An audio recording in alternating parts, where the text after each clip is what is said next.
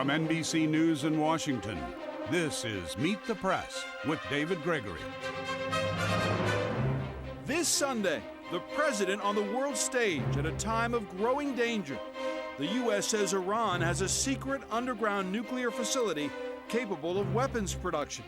Iran is on notice that when we meet with them on October 1st, they are going to have to come clean and they are going to have to make a choice. What now? And Afghanistan. Military commanders want more troops as the White House considers a new strategy.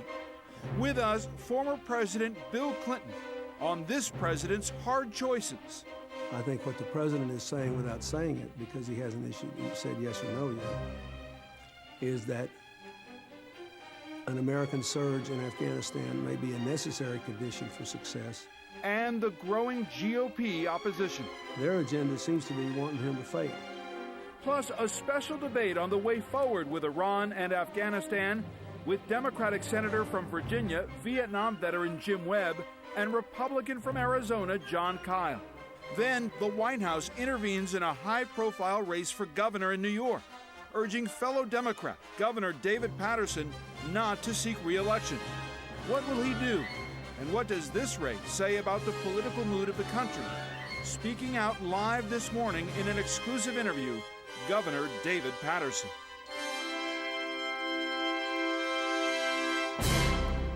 But first, breaking news overnight. In a new show of force, Iran test-fired several short-range missiles.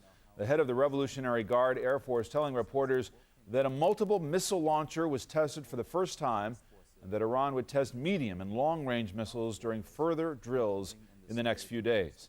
This, of course, just 2 days after strong condemnations from the U.S. and allies over the existence of the secret underground uranium enrichment facility in Iran. We'll get reaction in just a moment to these latest developments with two key Senate voices, Democrat Jim Webb and Republican Jon Kyl. But first, news of the nuclear enrichment facility was the first of many topics we covered when I sat down in New York with former President Bill Clinton. I'd like to start by asking you about these latest developments on Iran and the discovery of an underground facility. The bottom line is, from the administration's point of view, is this the time for engagement or is it the time to get tough? Well, my answer is both. That is, I know what I read in the newspaper, but my impression is that the United States knew about this for some time. And then a couple of days ago, Iran gave a kind of half-hearted notification to the International Atomic Energy Agency about the site. Then the U.S. must have shared what they knew, because you got the very tough statement from President Medvedev of Russia at the UN. Then the British and French leaders, Prime Minister Brown and President Sarkozy, joined with President Obama in issuing his statement. The Chinese, I'm assuming, have been notified because they've been working closely with the Russians and the Americans on the North Korean non-proliferation issue to constrain the ability to spread whatever technology they have, or to allow the North Koreans to add to their stock. So I think when the Secretary of State kept saying Iran's got a choice to make, Iran's got a choice to make, it now looks, reading in the newspaper, that what they were saying is, we want to talk to you, you can't avoid talking about this, we have to resolve this. And I believe the President has now said by the end of the year, and I think Hillary had said something like December. So my view is this is the very time to talk to them, because we're in a difficult situation now. And it's not a question I want to emphasize about whether we trust them or not, because we've demonstrated that we have the ability to verify. And I think the U.S. wanted to talk because they knew about this, and they knew that Iran was about to get in a position where they might be irreversibly putting themselves on a conflict course, not only with us, but as you now see, with the Europeans. The Germans endorsed the statement, with the Russians, and presumably with the Chinese. Just because they haven't said anything, we shouldn't draw any negative conclusions. They normally take a little longer. But is this a moment where the president says to Iran, we got you, and now it's time to act, or you're going to face serious consequences? Well, I think that's what they want to communicate with them. And I think the reason they want to have talks is if they have talks and they don't just hurl assaults in the press about it,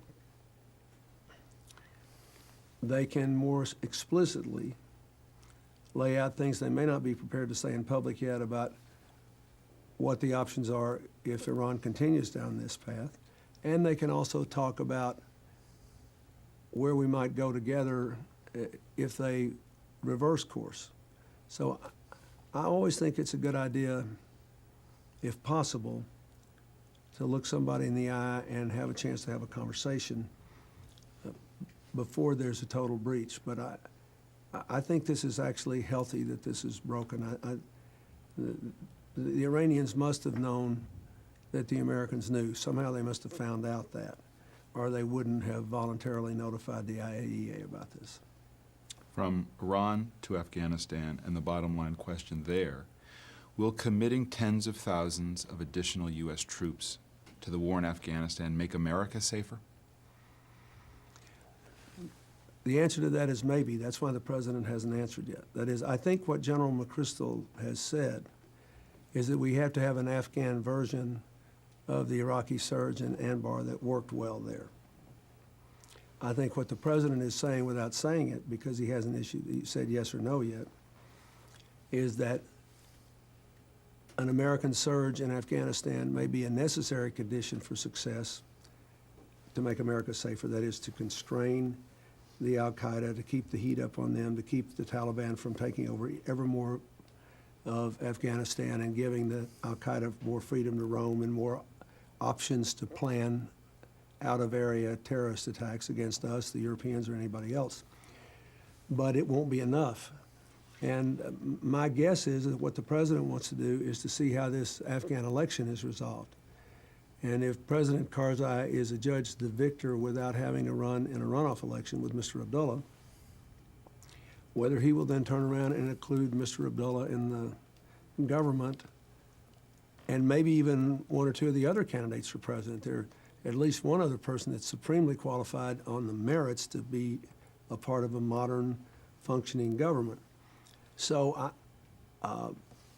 I think that what the president has done here is not to diss the general or say, but he's saying, look, my responsibility is not just to win military battles, but to see that it leads to something bigger, not only for ourselves and our security and for the people of Afghanistan. And I got to decide whether we got a partner there, which means there has to be a functioning Afghan government.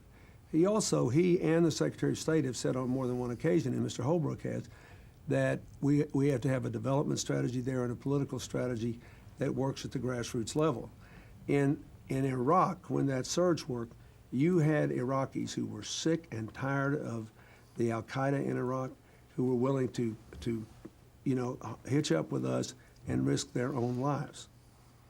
There are a lot of people now who are bringing up the ghosts of Vietnam. What really happened in Vietnam was all these things are, as I say, they're away games for the American military.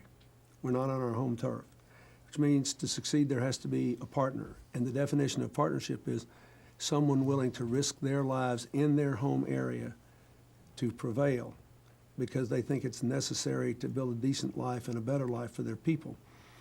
The South Vietnamese Army was the fourth biggest army in the world. It collapsed 10 days after the last helicopter left with Americans and however many Vietnamese we could take.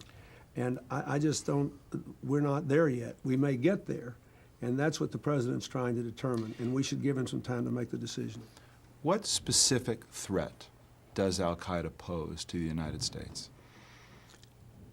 They have proven that alone among all the non-state actors, they have the power to organize and execute lethal assaults far from their home base. Since we've basically driven them into the mountains of the territories in Pakistan and the ill-defined border between Pakistan and Afghanistan, their movements have been constrained, their communications have been constrained, and they've not been nearly as free to organize and mount such attacks. And former Secretary of State Condoleezza Rice saying this week, if you abandon Afghanistan, you'll have another 9/11 in the U.S.? Well, I think, it's impossible to know that with certainty because our people have done such a good job now, even going back to the time when I was president, of working with the intelligence and law enforcement and money tracking people around the world, that we've prevented far, far more attacks in America and in the rest of the world than have occurred.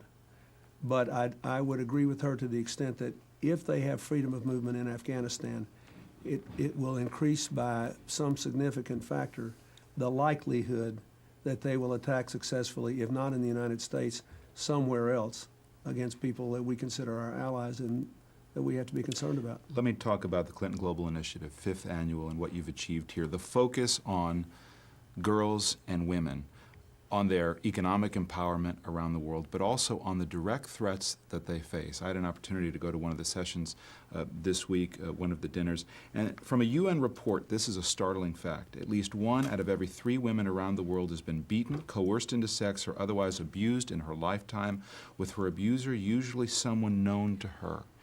And the concern is that that fact, that problem, is not getting better. Well, I agree with that. And what we wanted to do here was to focus on both the positive things that need to be done in education and access to the workplace, in health care, care for the children, and in the negative things we need to stop, including violence against women. You'd be amazed how many of the young women who work with our foundation in countries around the world as advocates, trying to get people to exercise prevention and not communicate HIV and AIDS. You'd be amazed how many of them became HIV positive because they were raped going to and from school.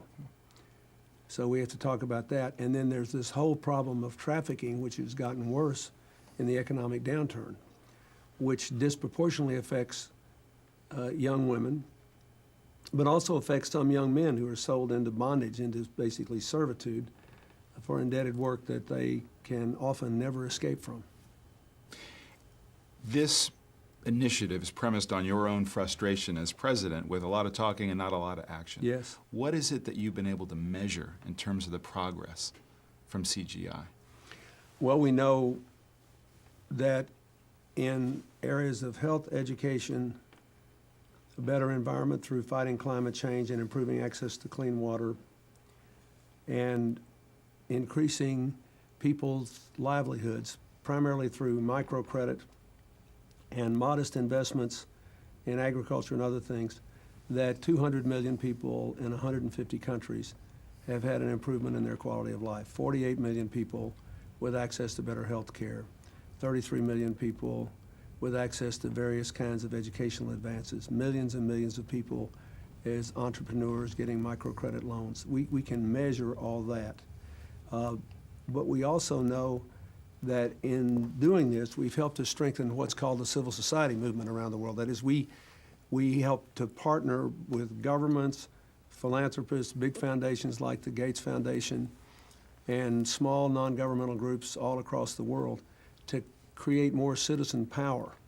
And it's really important in the women's and girls issues. Now, we believe that by doing this, we're not only doing these specific things. Yes, here are 200 million people whose lives are better off, but we're creating a sense of empowerment, a sense that citizenship in the 21st century requires more than paying your taxes and voting and occasionally running for office, that even if you're never in political office, you have political responsibilities. You can make your society stronger and better.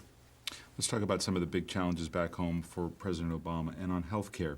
As this debate rolls through, you remember it well. Do you think the president is leveled with the American people on this fact that Americans are going to have to pay higher taxes if they want health care reform? Well, I think he's made it clear that it costs some money to insure more people. But, and I have no criticism of what he's done, he's been at a terrible disadvantage in the lawmaking phase. Remember what old Mark Twain said, there are two things nobody should ever have to watch being made, sausage and laws. And he has a better Congress than I did, and he doesn't have a committee chairman that I had demanding that he present a bill. So he said, okay, I'll let you develop the bill. Well, while they're developing the bill, he set out certain principles, and he is vulnerable to whatever anybody wants to say about any of the bills running through Congress, whether that's his position or not. He has said it's going to take years to fully reform the system. I don't accept the fact that we have to charge a lot more money to cover the 46 million people that aren't covered.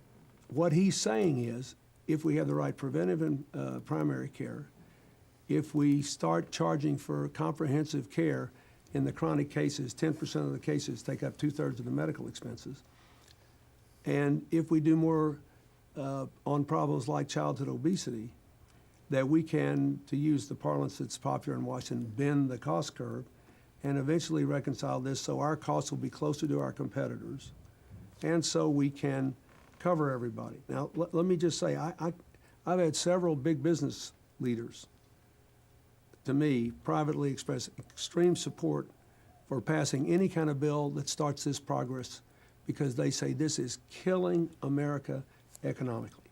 Look what's happened in the last several years. Corporate profits are up, the cost of health care has gone up 3 times the rate of inflation, and wages are flat. Median income before the economic collapse, after inflation, was $2,000 a year lower than it was the day I left office. Why? Because all the things that could have, first, we haven't created enough jobs, but secondly, all the money that could have gone to wage increases is going to pay the employer portion of employees' health insurance. So I don't think it's fair to say that that the American people are gonna have to pay a lot more to cover everybody. What the American people will pay a little more for in the short run, I think, is security. That is, everybody's got health insurance today could be cut out by, it often happens in But America. security could come and would come with additional taxes. Well, yes, but he'll have to raise some more money in the short run, partly because of the way the Congressional Budget Office scores this. But if they string this coverage out, as he proposed to do in his speech, over 4 years, then I think the revenue should be quite modest. Let me ask you a broader question. In 1996, you declared the era of big government over. Well, the era of big government being over appears to be over in and of itself. Whether it's the stimulus, whether it's bailouts, financial regulation, or this issue of health care, do you think the president's done a good enough job selling government as the solution? I think that it doesn't matter how hard he sells, the people have to see the results. And the president is suffering now from what is something totally beyond his control. He's really got a bind in this recession because when you come out of a recession, even a milder one than we've been through, what normally happens is the stock market goes up for 6 months, the GDP numbers go up for 6 months, then after a year, people start hiring back. It's rational but painful. So what I think we need here is a strategy both for the country and for the administration to try to jumpstart the jobs. The only strategy we have is to move aggressively now to do much more than we've been doing in energy efficiency. That helps us meet our climate change responsibilities, and it creates more jobs and less time for less money than any other strategy available to the government. I know you and President Obama, when you get together, as you did recently, talk a lot about the economy. Has it come up yet where he says, geez, Mr. President, so what happens when you're 9 months into the job and the honeymoon is over? Well, we laughed about it. I think he gets that. And, you know, that's what a president has to be prepared to spend political capital.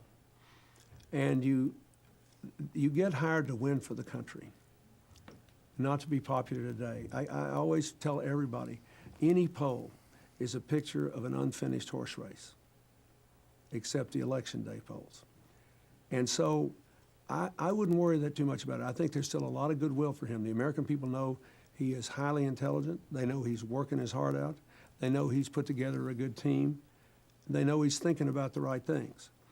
Their ambivalence, their uncertainty reflects more than anything else not only the stirring up in the Republican opposition, but the real troubles average Americans are having in their own lives.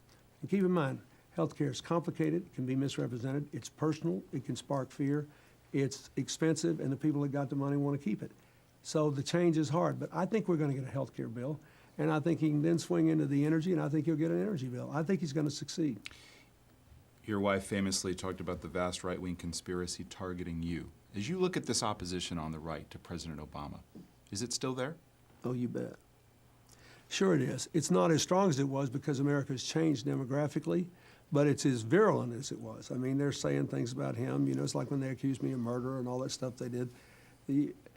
But it's not really good for the Republicans of the country what's going on now.